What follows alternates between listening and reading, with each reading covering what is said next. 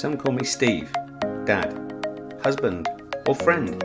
Others might call me boss, coach, or mentor. Today, you can call me the Leadership Hacker.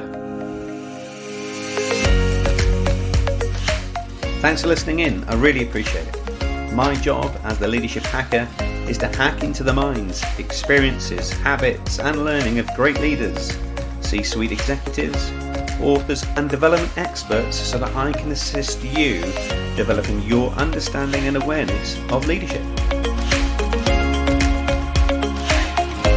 I'm Steve Rush, and I'm your host today. I'm the author of Leadership Cake. I'm a transformation consultant and leadership coach, and can't wait to start sharing all things leadership with you. Today's special guest is Geoff Thatcher. He's an experienced creative director who excels at leading projects from concept to reality. He's the CEO of Creative Principles, and he's the author of the CEO's Time Machine. But before we get a chance to speak with Geoff, it's a Leadership Hacker News.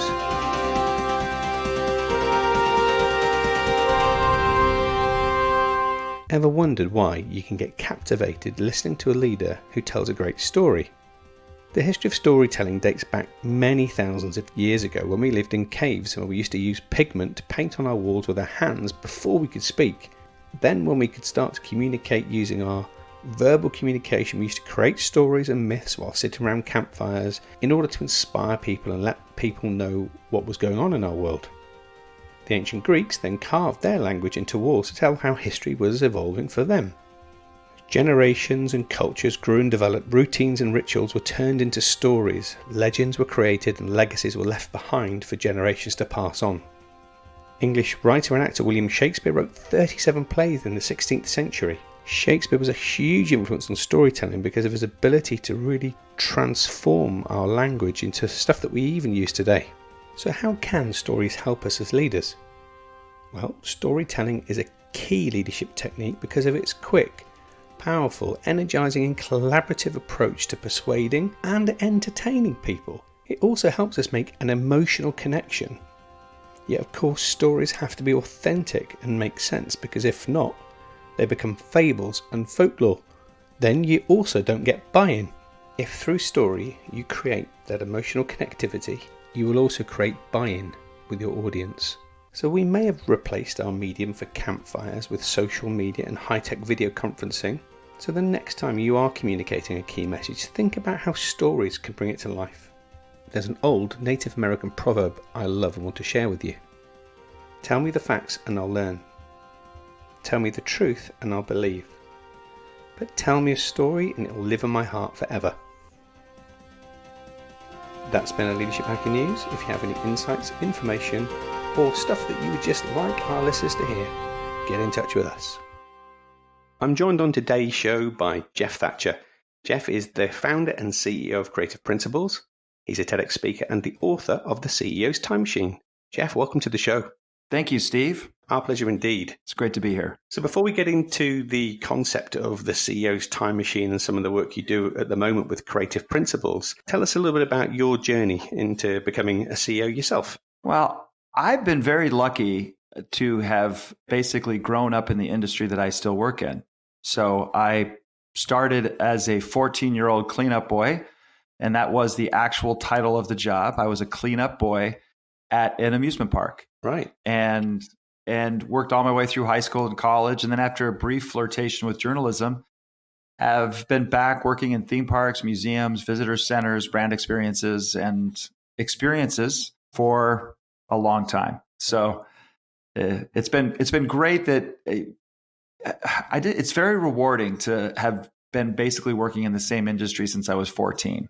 I just love the fact that what was part of my childhood is also part of my career now as a 52-year-old old guy.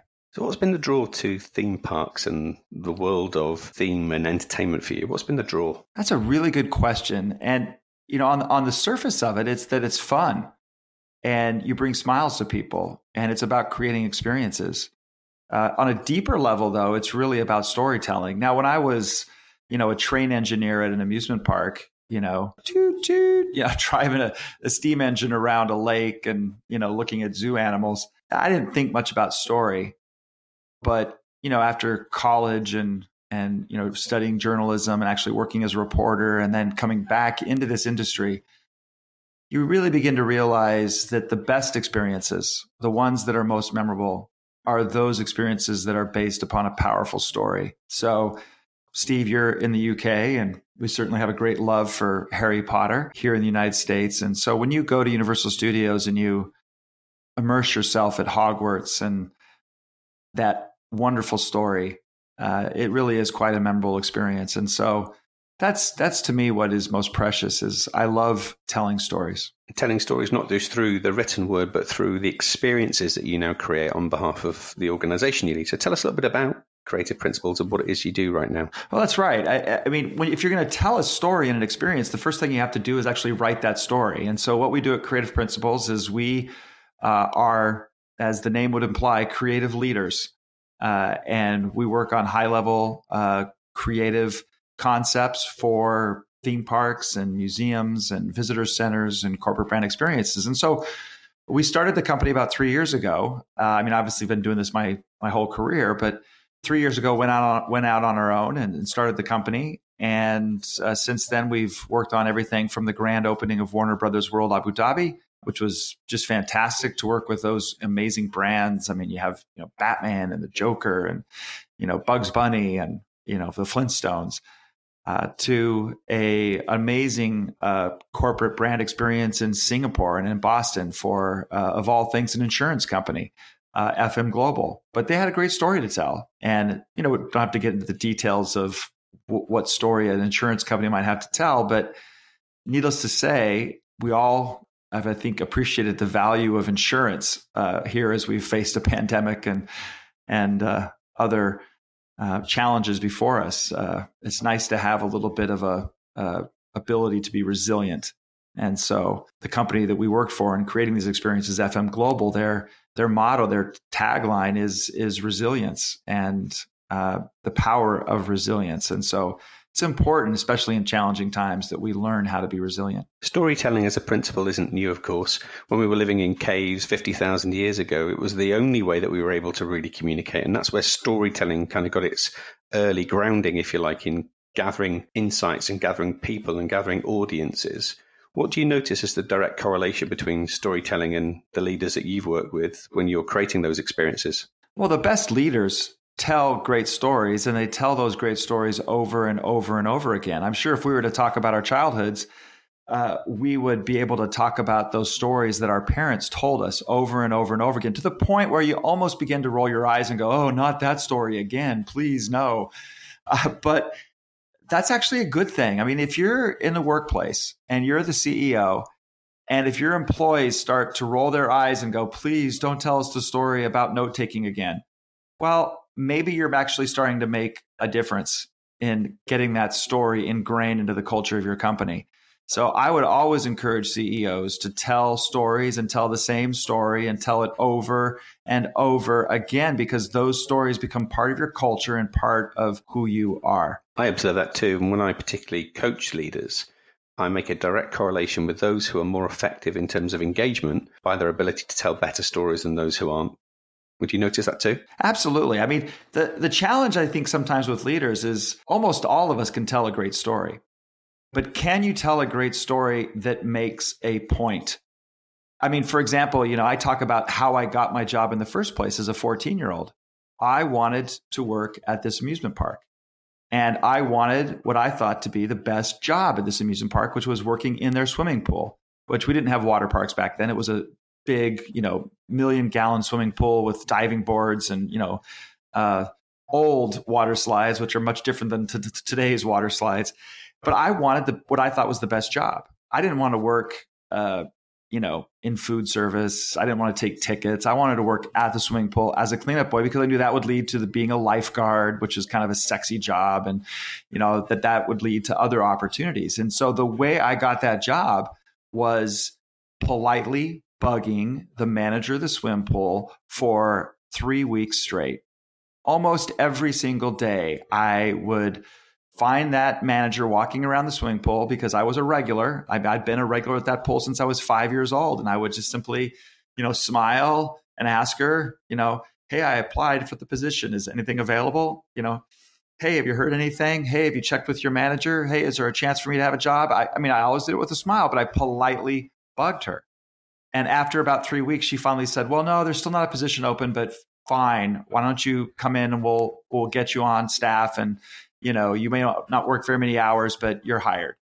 And that, I think, is an important lesson that any leader could teach their employees is you need to politely bug people if you want to get stuff done, whether you're in sales or in management or leadership or human resources or anything else. Politely bugging gets results. And so I tell that story all the time. I've told that story to my kids so many times, they're probably sick of it.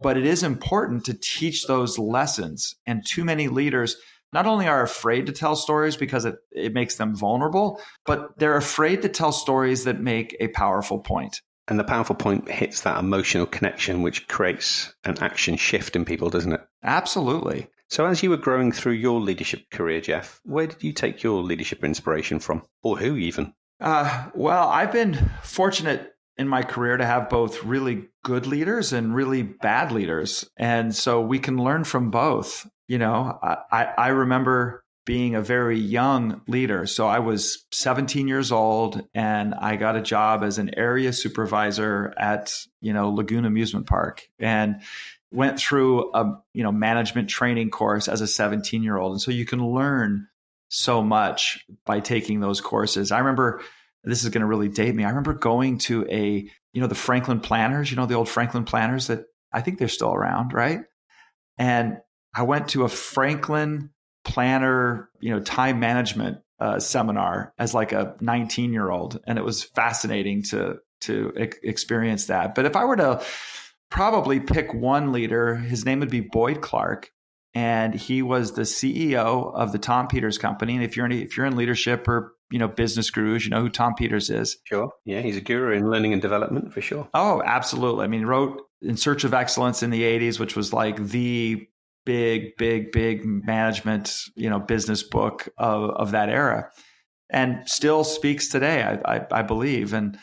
But Boyd was the CEO of the Tom Peters Company. He was in leadership training and development. And, Boyd taught me so many lessons, and he was kind and just a really, really great guy. And unfortunately, Boyd died of cancer. But, was really a mentor to me. And I remember there was just so many little things he taught you along the way. And I remember one of my favorite lessons was we were having a meeting, and the company was, debating its future. And there were several leaders in the company that wanted it to shift from being a training and leadership development company to a consulting company. And Boyd patiently listened to the different leaders in the company debate and argue whether it should be a consulting company or a training and development company. And then finally he stood up at the end and he asked a question of the people that were arguing it for it to be a consulting company. And he said, how much do we charge for a day of consulting? And they said $2,500 a day. He goes, that's our day rate for a day of consulting is $2,500. And then he turned to the people arguing for the leadership side and he said, how much do we charge for a day of leadership training and development? And at the time they said $9,500. And he goes, $9,500. And then he looked around the room and he said, we're a training and development company. And then sat down. Everybody got the message, that, yes, consulting is nice, but when it comes time to supporting the company and being a business, that it is about making money.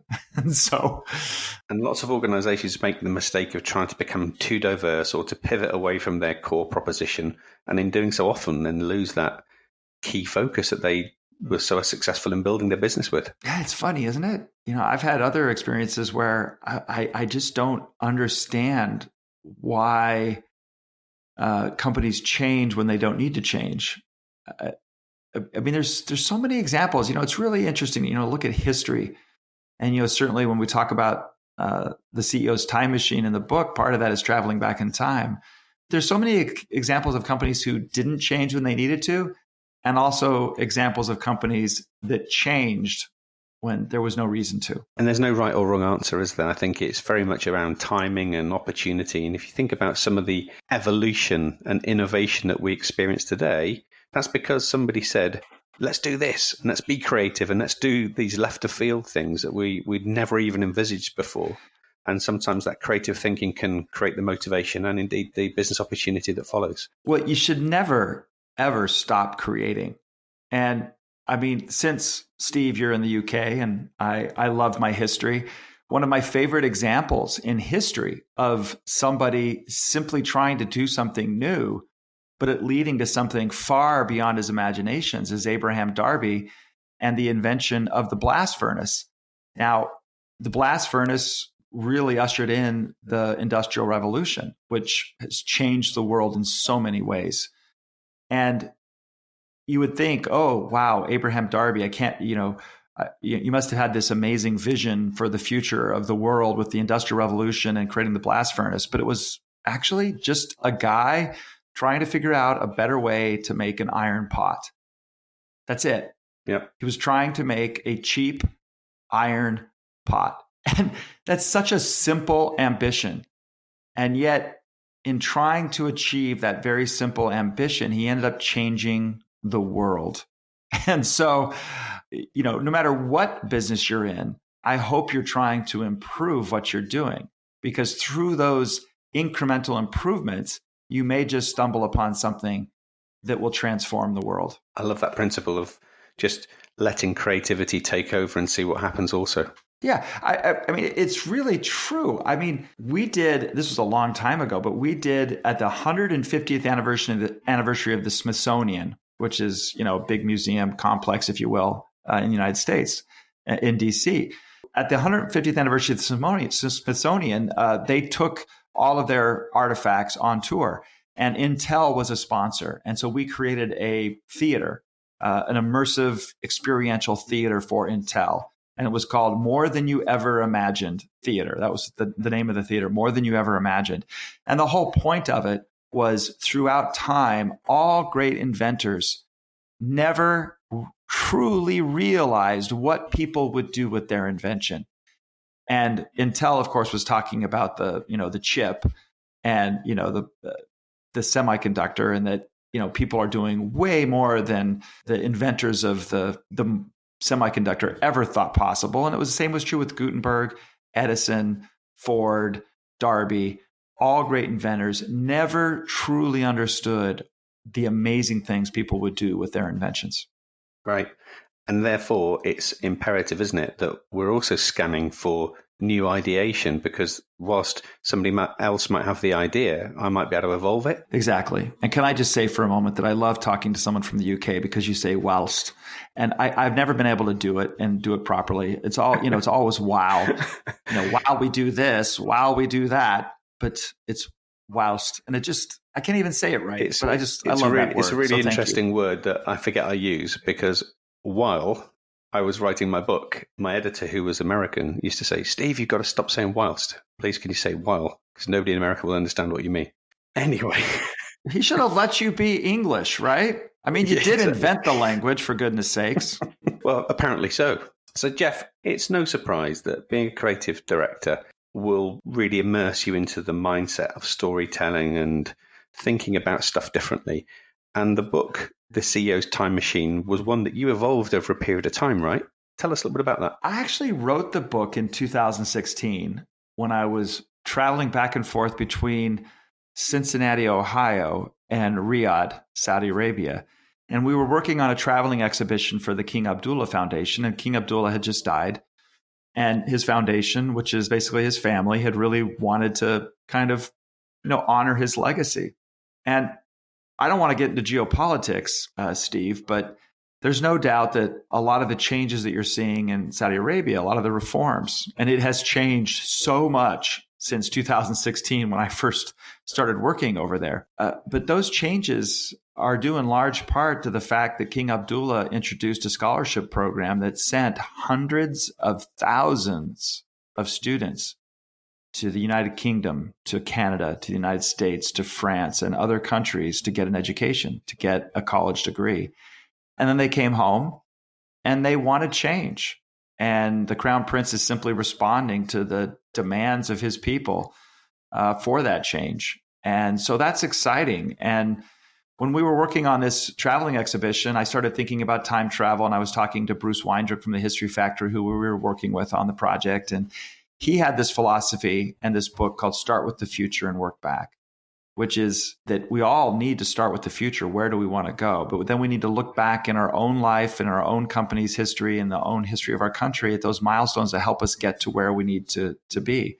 And so as I was thinking about all of these things, I started thinking about, wouldn't it be interesting if there was a CEO who had a time machine? So we wrote a book about a kind of Elon Musk, Steve Jobs type of CEO who is always inventing the future, creating new markets. And the rumor is that he has a time machine in his secret R&D garage, as if he's like Tony Stark, right? With his secret, R&D lab in the basement of his house. But this time it's a garage behind his company's headquarters. And he's turning over the reins of his company to a much younger protege. And the last thing he has to do before he turns things over and leaves the company is to introduce her to his time machine. And that's what the book is about. And it's a really neat idea. But the whole philosophy of being innovative and forward thinking versus looking back splits the camp somewhat, doesn't it? You speak about innovation. Lots of people I speak to say, yeah. We just need to leave the past behind and head into the future versus learn from the past and head into the future. Where do you sit with that? I think that too many leaders today are focused on so much on the future, as they should be, but they're focused so much on the future that they abandon their own past.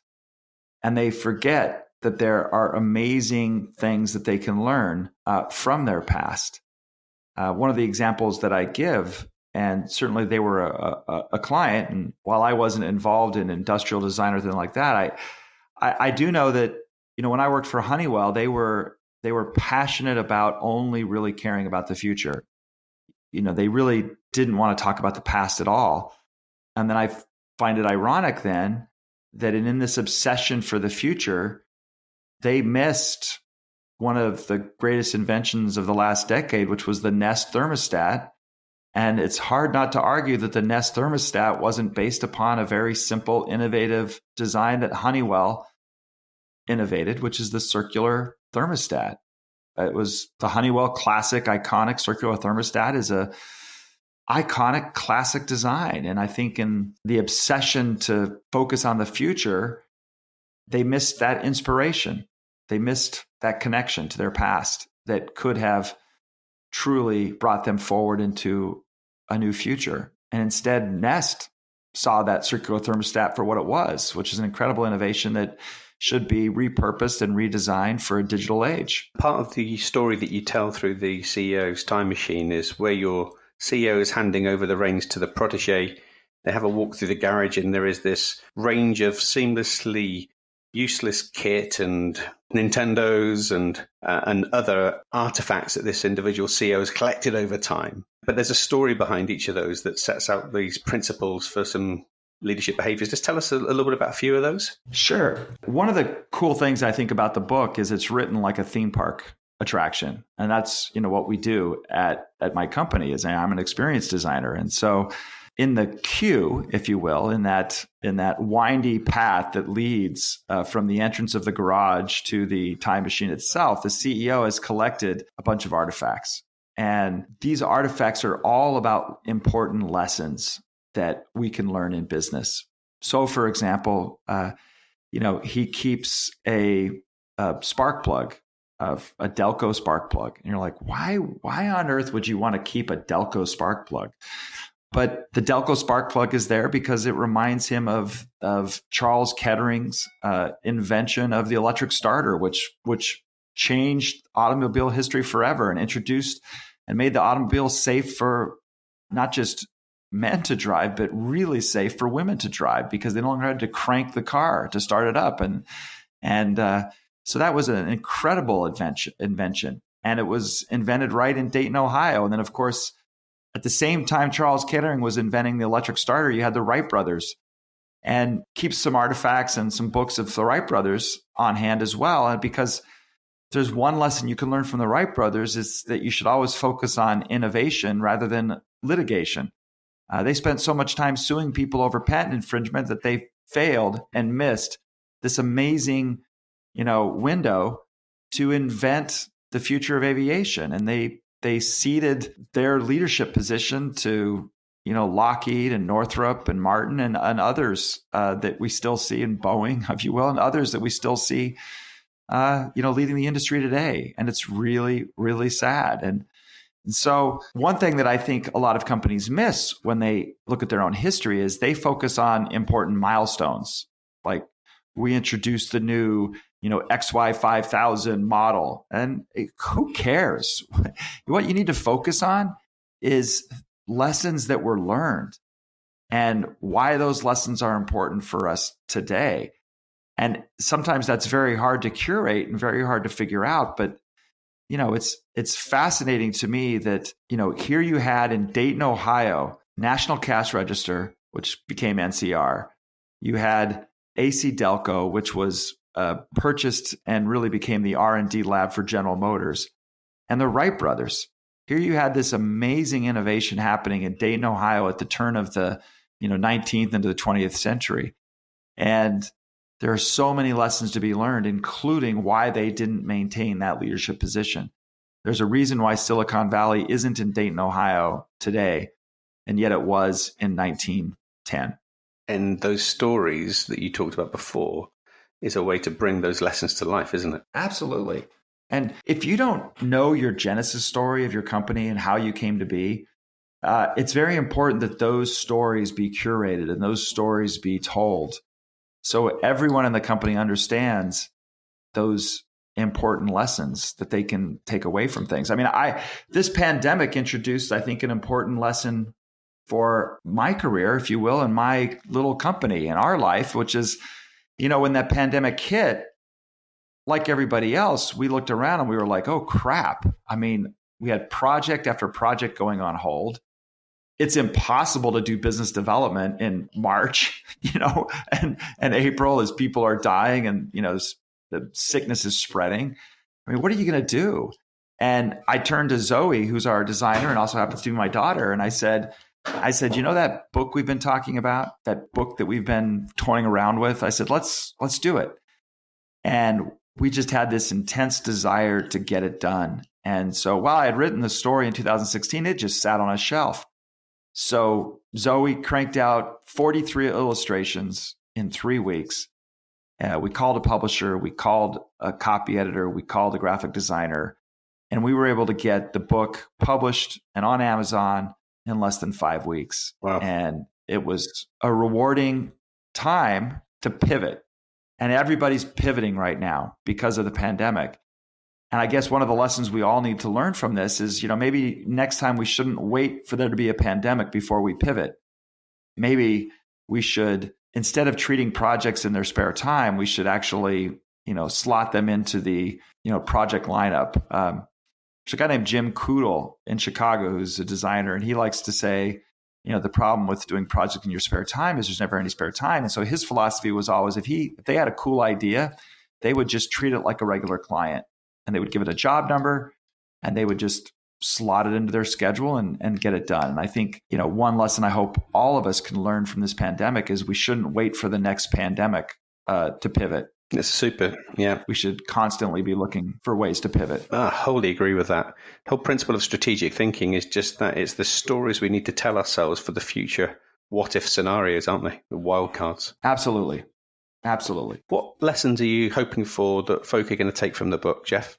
Well, more than anything else, I hope people really take the story to heart. And I hope at the end of the day, they care more about the history of their own company. At the end of the day, I hope they care more about the future of their company. And they realize that no matter whether you travel back in time or travel to the future, you still have to be decisive in the moment. I mean, you and I could travel back in time and talk to Abraham Darby, and we could probably learn a lot of interesting things about the birthplace of the Industrial Revolution and lessons he learned in inventing the blast furnace. But we still have to come back to this moment in time. We still have to come back to the present and make a decision. I mean, if you and I were to go back to 1919 and talk to people about the Spanish flu, we could learn a lot, but we'd still have to come back to 2020 and we'd have to make a decision. Right. And so that's what I hope people take from this book, is connecting the past to the future by being decisive today. Really great principles. And thank you for sharing them as well, Geoff, by the way. Hey, anytime. Thank you for having me. So leadership is what you do as well as what you inspire. So this is part of the show where we turn that leadership lens on you and I hack into your leadership mind. And we're going to explore a couple of things. First thing we want to explore with you is what your top leadership hacks or ideas would be that you would share with our listeners. Number one is to write. We have forgotten the importance of writing because most leaders don't require their people to write for them because they're too busy and don't want to read. And so if you are a leader, make sure that you tell your people that you would like to read what they write, and then take that extra time to read what they put together. And the reason why that's important is because you can't get to the depth of thought by simply talking about it and putting together a few PowerPoint slides. You miss the connective tissue between bullet points if you don't actually take the time to write. And so if you're a young person in an organization, even if your boss won't read what you write, that doesn't mean you shouldn't write, because your presentations, your PowerPoints, your proposals will have more depth of thought and more logic and more meaning if you take the time to write. So number one, I would say, don't forget to read and write, which sounds very remedial and basic, but based on my experience, it's woefully missing in many, many organizations today. Right. It's just so much easier. It's often the context that's missing in the communication as well, isn't it? Right. I mean, I was just working on a project where all they wanted to do was sit around the table and talk about it and talk about it and talk about it and talk about it. And, at some point, one smart person has to go away and write about it. So sure, talk about it, but realize that at some point, somebody actually has to go away and create a narrative. I can tell you from experience, I know what it's like, and I'm sure you know what it's like, Steve. You wrote a book, to be sitting there and you have this idea in your head of where you want the chapter to go. But as you're writing it, you realize that doesn't make any sense. That's not going to work. Well, I thought it was going to work. I had it in my head. I talked about it with my colleagues. Why isn't it working? Well, because you're actually having to sit down and do it. You're actually having to sit down and write. And so, someone might have an amazing business plan, but if you don't sit down and write it out, you're never going to know if it actually makes sense. So that's my number one leadership hack, is to write. My number two leadership hack is to take great notes. If you know anything about The CEO's Time Machine, the book that I wrote, you know that note taking is also a very important part of that story. And note taking to me is perceived by most young people as being remedial. And we need to change and shift perception about note taking, because the people that take really, really, really good notes, what they're actually doing is managing the intellectual property of their company. And so that's a kind of job that you should have. And if you establish yourself as being somebody who can really manage intellectual property and take amazing notes, you'll be invited to the most important meetings. If you're a 24-year-old young person in an organization, that's where you want to be, is in those important meetings, managing that intellectual property. And I guess the third leadership hack I would say is manage expectations. There are so many unrealistic expectations in the workplace today, and we need to constantly manage those expectations. Whether it's things like how to deliver ideas. People think sometimes that there's coming up with great ideas is just all fun and games, and it's not. There can be serious arguments and debate and clashes of opinions. So you need to manage expectations. And I just think there's too many people today that have unrealistic expectations about the workplace, whether it's about how much money they should make, about the relationships they should have in the workplace, about the loyalty that a company should or should not have. If you don't manage those expectations, you're going to have employees who are constantly disappointed because they're unrealistic expectations are not being met. And ironically, managing expectations comes from telling great stories as well. It does. Yeah. It does. I mean, one of the stories I tell when it comes to managing expectations is I talk about a colleague of mine named Todd Hall. And Todd and I, after a very long day in Dubai, came back to the hotel and we were standing in the lobby. And he looked at me and he said, I don't want to have dinner with you. And I looked back at him and I said, I don't want to have dinner with you either. And he looked at me and he said, good night. And I said, good night. And we turned and walked away. And people like, what? How rude. And our point is this. Todd Hall is not my friend. Todd Hall is an amazing colleague, a talented man. I love working with him. But Todd Hall is not my friend. I've never done anything socially with him. I've never hung out with he and his wife. I don't want to hang out with he and his wife. And that's okay. He is a colleague. We have mutual interests. We want to make sure that both of us do a really good job and make each other look really good. But we do not have to be friends. And so too many people come into the workplace and they think they have to be best friends with everybody on the job. And that's just not true. That's what I mean by managing expectations. Super wise words, Geoff. Thank you. I'm really a nice guy, though, by the way. I believe in being friendly, just so to be clear. You should be friendly, but you don't have to be friends. Yeah, I get that. Yeah. So I want to explore with you now what we affectionately call hack to attack. And this is a time in your work or your life where something hasn't worked out as you were intending it to. So maybe it's not worked out well, or indeed we've screwed up. But we've now used that experience and we learned from it and we use it as a lesson in our life now. What would be your hack to attack? Well, I got fired twice. Both times it was initially quite devastating. But in the end, it was the best thing that ever happened to me, both times. And so I would say that if you haven't had a bad experience, whether it be being fired or getting yelled at or, having a big disappointment at work, that you're probably just not trying hard enough.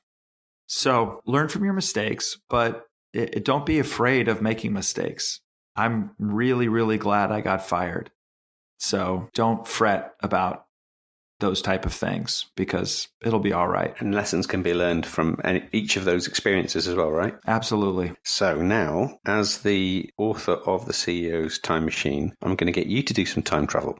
And I'm going to ask you to travel back in your time machine and bump into Geoff at 21. And you have an opportunity to tell him a story, give him some advice. What would it be? 21. So when I was 21 years old, I was a missionary for my church, a full-time volunteer missionary for my church in rural Kentucky called Paris, Kentucky.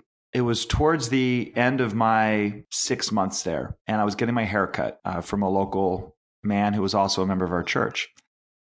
And he was talking to me and asking me questions just about my life and my family. And in the course of that discussion, it came out that I have a black brother, a black sister, 3 Korean sisters. I come from a multiracial family, adopted. I have 5 biological siblings and 5 adopted siblings. And he stopped cutting my hair and he said, well, that explains it. And I said, what do you mean? And he goes, now I know why the Lord sent you here. And I said, what do you mean? And he said, the Lord sent you here because we needed you to help change us.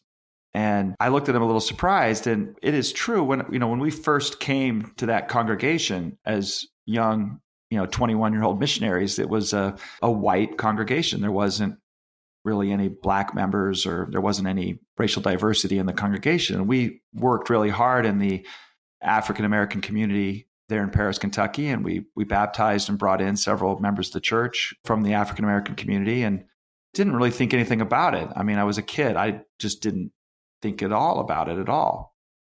But this barber just was very blunt with me. And he said, he goes, really appreciate what you've done because you're changing us. And I was still kind of a young idiot. I said, what do you mean? And he said, well, kind of looked at me very nonchalant. He's like, well, I'm racist and you've helped us to see we should change. And what's ironic about this whole story is that in the end, this barber became best friends with Mama Cosette, who was the matriarch of one of the families that we brought into the church. And they're still friends to this day. I saw them several years ago and saw Mama Cosette, and she and this barber are still very close. So I guess what I would say to my 21-year-old self is not anything that I would say. I think I'd want my 21-year-old self to say back to me to look at the challenges we face today with the innocence of a young person. Because honestly, when we went into that town, I didn't even notice that there was a black section of town and a white section of town. You know what I mean? We just started teaching people and just starting to serve and to help people. And so there's I think a beauty in not seeing color.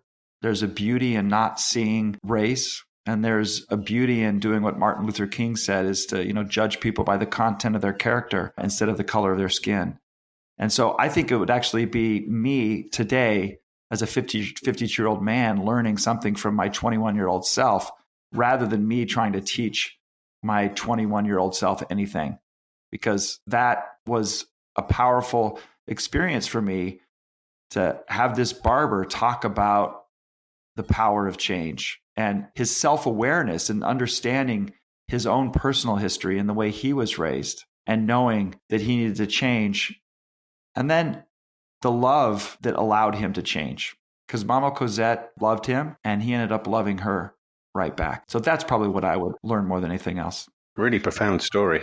And parents can learn as much from their kids, right? Absolutely. And in fact, the reality is if you're a leader in an organization today and you want to travel to the future, all you have to do is walk down the hallway and talk to a 21-year-old working in your company, because they are the future of your company. We can learn a lot from our younger selves. Super words. Thank you, Geoff. So as folk are listening to this, they're probably thinking, how can I get a copy of the CEO's Time Machine? But more importantly, how can they find out a little bit more about the work that you do? Where would you like them to go? Probably the easiest way to find us is ceotimemachine.com. That's ceotimemachine.com. But sorry, just a little joke with the advertising voice there. Of course, you can Google us, Geoff Thatcher, on LinkedIn. Creative Principles has a website, our company. But probably the quickest and easiest way is just to go to ceotimemachine.com. And the book is for sale on Amazon and everywhere else. We'll also make sure we put the details of the book and indeed your LinkedIn profile and websites in the show notes too. Thank you so much. Geoff, it just goes for me to say I've had a real ball listening to the stories and the anecdotes you shared, and it's been a real pleasure in listening to some of those stories with you. And I just want to say on behalf of our listeners, thanks for being on the Leadership Hacker podcast. Thanks for listening to my stories. I appreciate it. I genuinely want to say a heartfelt thanks for taking time out of your day to listen in too. We do this in the service of helping others and spreading the word of leadership. Without you listening in, there would be no show. So please subscribe now if you haven't done so already. Share this podcast with your communities and network and help us develop a community and a tribe of leadership hackers. And finally, if you'd like me to work with your senior team, your leadership community, keynote an event, or you would like to sponsor an episode, please connect with us via our social media. And you can do that by following and liking our pages on Twitter and Facebook. Our handle there is @LeadershipHacker. Instagram, you can find us there at @the_leadership_hacker, and at YouTube, we're just Leadership Hacker. So that's me signing off. I'm Steve Rush, and I've been the Leadership Hacker.